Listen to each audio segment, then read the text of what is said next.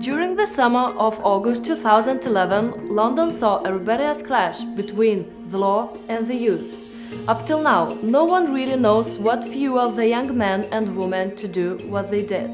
We'll try to find out. But we had enough, fam. Are you happy with the way you're living? Are you happy with them taking out your wages all the time?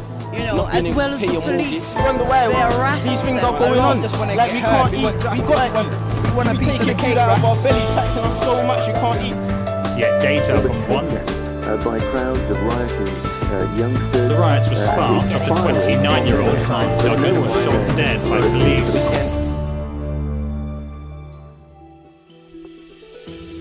Our first stop is Clapham.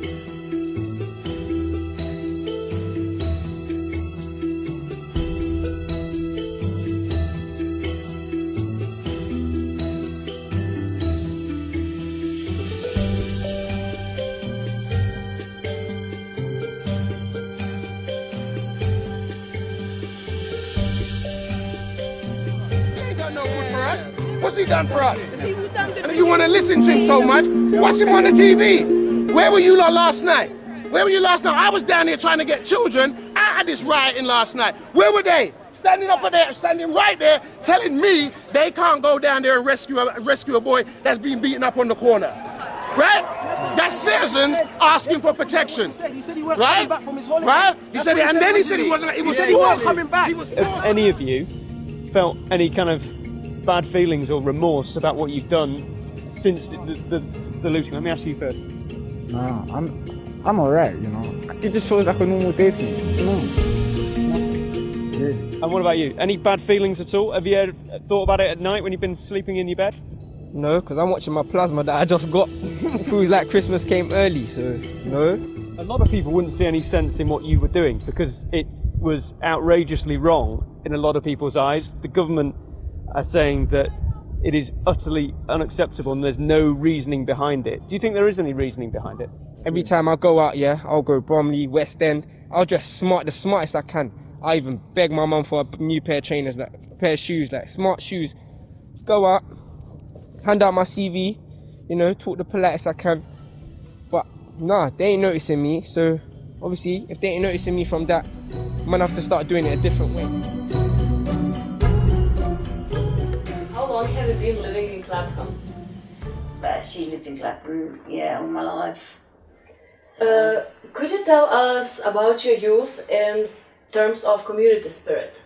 Yeah, it was a very, good youth, really. Everyone got on with everyone, and it was quite sort of a nice area, Everyone used to sort of hang around down the bottom hill, the Pen, and years back you used to have like a club, an after-school club, and that was quite good, it gives you something to do, you come home and you have your tea and you could go back to the after school club for an hour and a half or something, and it gives you something to do, then you come home and you do your homework. If you heard of a shooting, it would be a big thing, it would get spoke about for months or years later. Same with knife crime, but today it's like, it's an everyday thing. People don't tend to sort of, make a big thing of it now because it's happening so often. My name's Trevor Reeves. I am the Financial Director for House of Reeves, which is my family business. Family business has been here since 1867 on this site that we're in now. I'm the fifth generation. It was started by my great-great-grandfather, and at the moment my father has come out of retirement to help us in the recovery after the riots. Were you here when the store was burning in August 2011? What did you do? What was your reaction to it? I was cross, upset, despondent, every sort of emotion that you can possibly imagine. I soon divorced myself from those types of emotions and just started to think about how we're going to recover from this, because it was obvious that the building was going to burn down once the fire crews didn't arrive within the first sort of 3 or 4 minutes. And knowing what was inside the property and also knowing the construction, that was it, it was gone. So there wasn't any point in worrying about that anymore.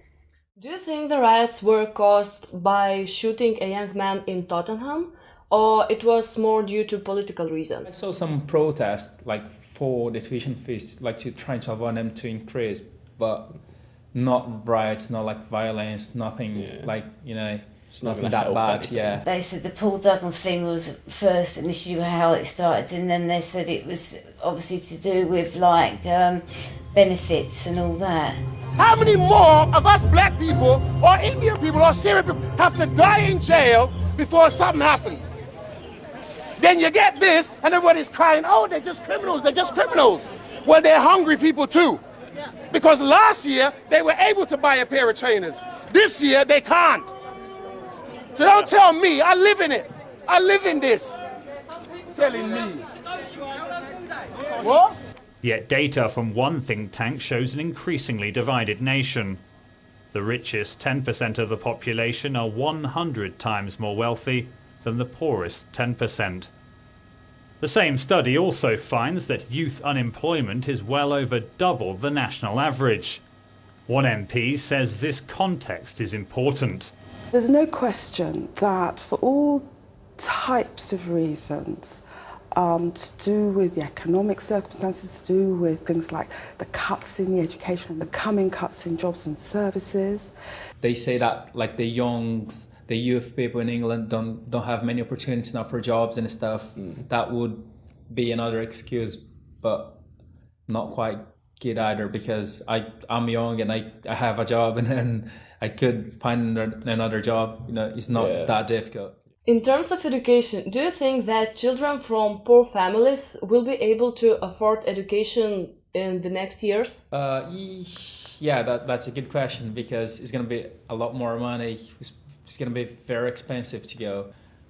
But yeah, they still can get the finance, but I mean, they will have a... Yeah, it only goes so far. And when they finish, I mean, you're going to have like a lot of money. Yeah, huge debt. So I'm not sure if it will be worth to go to university and then pay this amount of money at the end. What was your reaction when the guy confessed that he was responsible for burning the store? I wasn't surprised, because I was in court when the prosecution were putting the final bit to their case, and having seen the CCTV footage and the evidence that they had, it was very obvious to me that the defence lawyer had nowhere to go. The staff have been brilliant. We've managed to recover to the store that we're in now. The rioters have also got into this store as well, so this was a bit smashed up. So we've managed to create one shop out of the two shops, and we're learning to trade with all the different commodities that we have here while we try to stabilise the business and work out some sort of other recovery plan. What do you think about community reaction after the riots? It was a good spirit when everyone come with their brooms and that and ash pans to come and clean up afterwards. I just thought what amazing, community spirit that was, to come and clean up, And some of them people could have been some of the kids or some of the people's family that have done some of the damage, And, they more likely felt totally embarrassed and wanted to do their bit to clean up afterwards. But, it was very good, the way that they done that.